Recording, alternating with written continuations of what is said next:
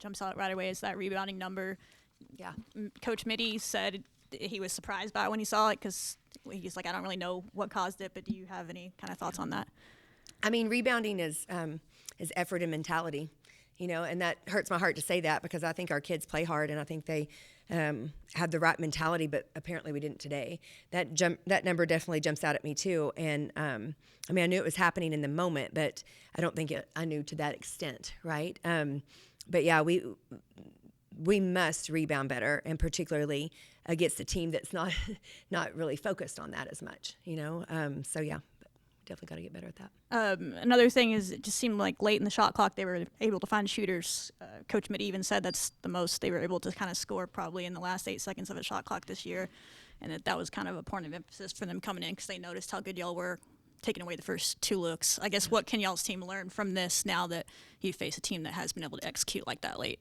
Yeah, well, I think that we knew that if we didn't guard one-on-one well, that they would make us over-rotate and they would find shooters. And I think that's exactly what happened.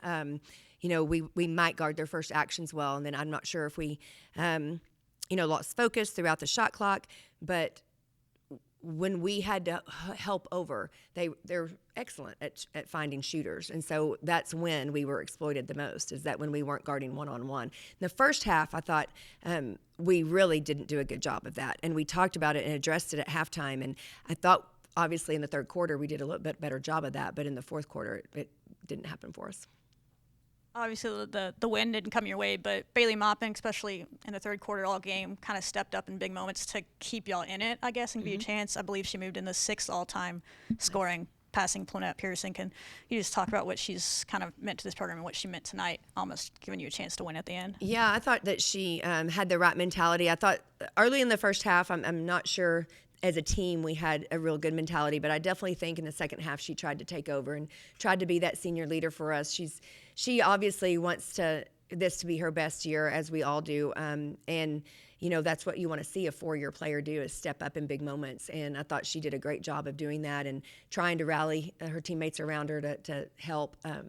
But she's obviously instrumental to this program, and she's the heartbeat of this program because she understands where it was at and where it's at now. And I'm super glad that she was able to play in front of a crowd like that, and I obviously hope it's not the last time she gets to play in front of a crowd like that, but really proud of just her mentality of being able to try to step up at the end.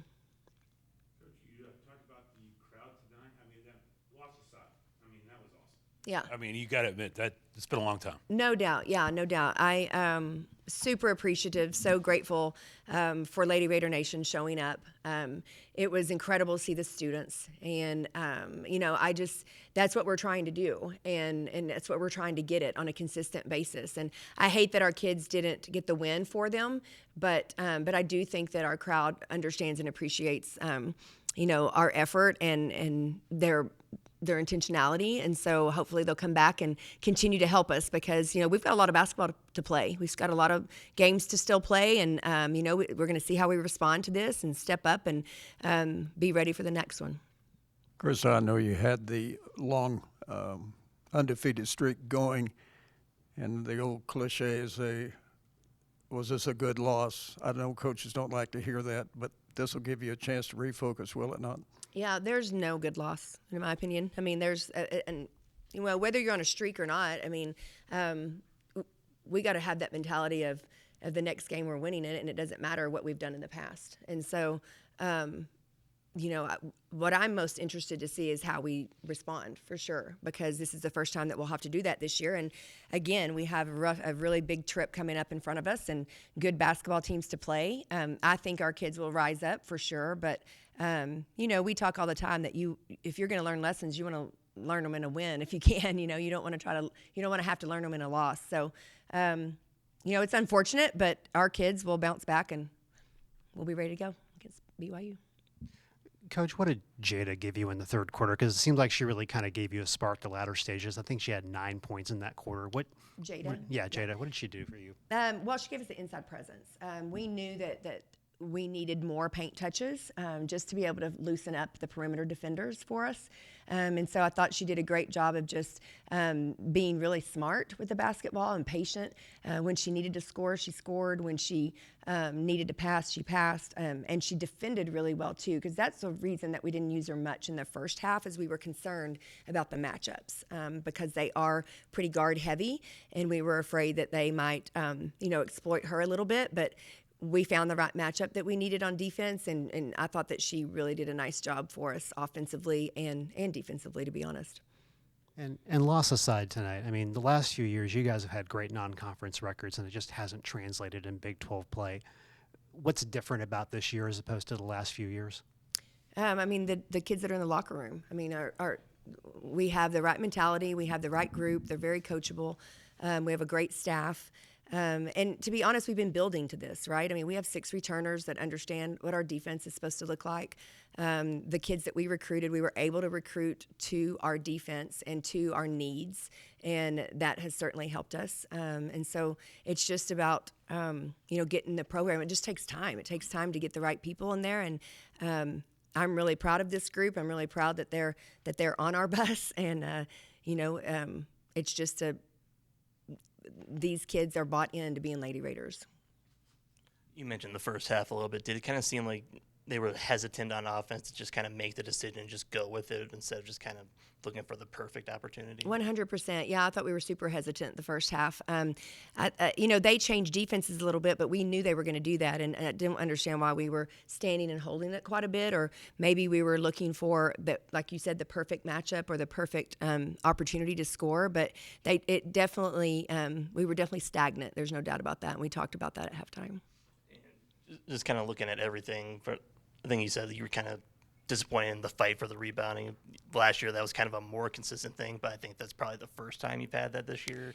And now a team like Kansas State's excited to beat you on your home floor. Just how does that kind of sit with you, knowing where your team's at right now, where you can still look forward to the rest of the year? Yeah. We have thought all along this year that, even from the very beginning, that rebounding was going to be an issue for us possibly. And I think that our kids have done a fantastic job of rising to that occasion and making sure that they do the little things, that they're fundamentally sound on their blockouts, that they understand how to block out and go retrieve the ball, because we don't have one rebounder. We always have said we have to gang rebound. And we talked about that against them as well. We talked about that we were going to still have to gang rebound because they don't send a lot of people to the boards. And, when you shoot threes, sometimes it's a long rebound, and that happened to us quite a bit. But also when we were trying not to overhelp, maybe they were getting some easy looks. So it was a one-on-one block out, if you will. But to me, that is fixable. We can absolutely fix that, and I know our kids will. But moving forward, it's gonna have to be an emphasis, because there's no doubt that people will see that stat and they will absolutely crash the boards on us. And we've already played some teams that's their cup of tea. I mean, that's what they do, and we've handled it pretty well. So we just need to make sure that's always a focus of ours. Just late, there was kind of that call that got overturned and reviewed. Did you get any sort of explanation yet, or have a chance to look at that out-of-bounds call? Apparently it was off on whoever he sat. I thought it was off. I thought he was a long ways from it, and our kids swore up and down they didn't hit it, but I don't know. I haven't seen it at all. So apparently it went off of us. And then just last one for me is, what was kind of the mood of the team in the huddle after the game, or in the locker room, if you've had a chance to talk to them? I mean, very somber. There's no doubt. They were very disappointed, as I knew they would be. And we've talked about that. We've talked about, if they give their all of their effort, if they give all of their focus, and they play the hardest that they can, then if you lose, you lose, and then you try to figure out a different way. But it can't be because we didn't play together, or we didn't play hard, or we didn't give elite effort. And so they're gonna beat themselves up about this a little bit, because I know they think, and I'm not taking anything away from K-State. They went after us. There's no doubt they went after us. And our kids have to know how to respond to that. They have to know that they're going to get everyone's best shot. And so they've got to step up, rise up, and find a way to compete every possession. And I just don't think we did that necessarily. Even on our focus on our defensive assignments, we lost shooters when we knew that's what they were going to do. And And so, it's just frustrating. I'm frustrated for them because I know that they wanted to win that. But it's just another example of, in the Big 12, you better show up every single day because anybody can beat anybody. Thank you, guys.